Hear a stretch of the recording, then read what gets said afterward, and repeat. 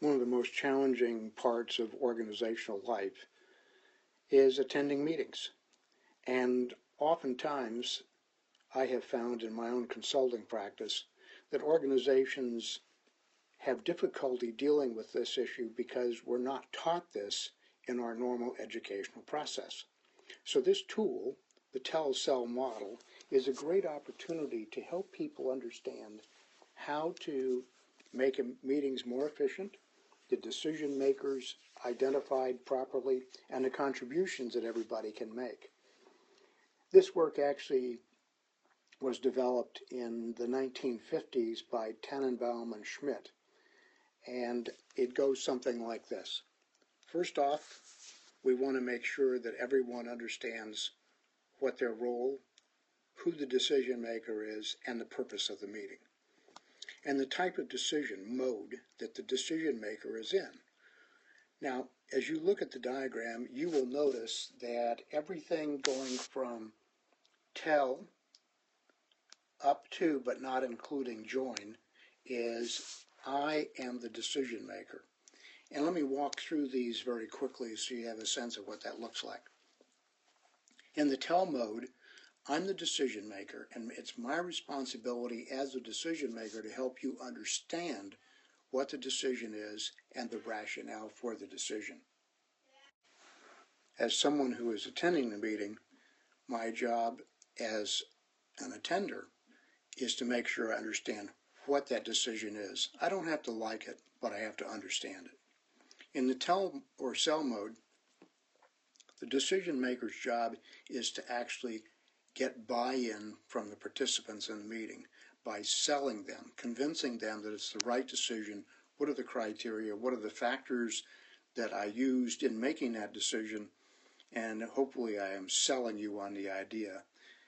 In this case, the people who are attending are listening for things that they can then say, okay, I understand, and I can get buy-in that makes me an advocate for the decision that was made. In the test mode, the whole idea here is that the decision maker hasn't quite made the decision yet, but what I want to do is test that decision with the people attending the meeting, see how it goes over. And as the decision maker, what I'm looking for is, are you hearing me? Do you understand?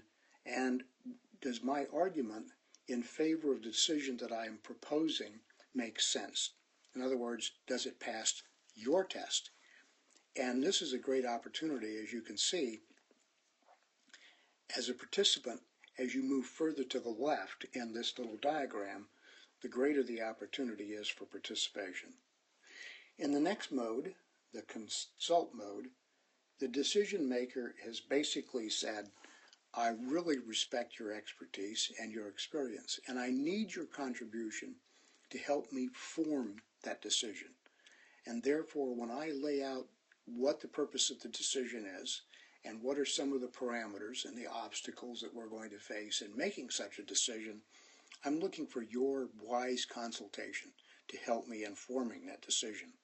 Very important component, greatest opportunity for real buy-in as a consequence. And the last mode is the join mode. This is, I am not the decision maker, we're all in this together, and therefore I want to make sure that everybody has an active role in participating in making this decision. In some cases, the leader may actually want to say, everybody, and I mean everybody, has an equal vote. That's the whole idea. It'll improve your meetings, it'll move them faster, your decisions will be better, and people will walk out of those meetings feeling like they really had a great contribution to make.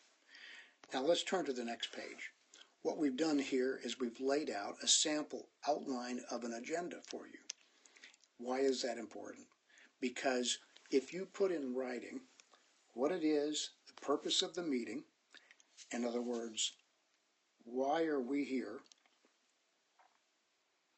and you lay that out very concisely, and you identify what potential decisions we're going to make, and those items that are informational, it helps people to begin to understand what their role is.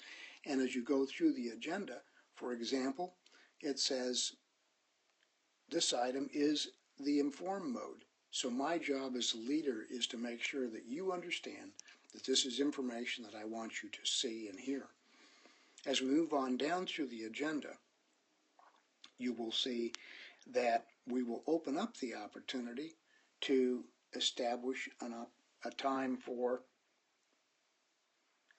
participants to actually contribute to making the decision.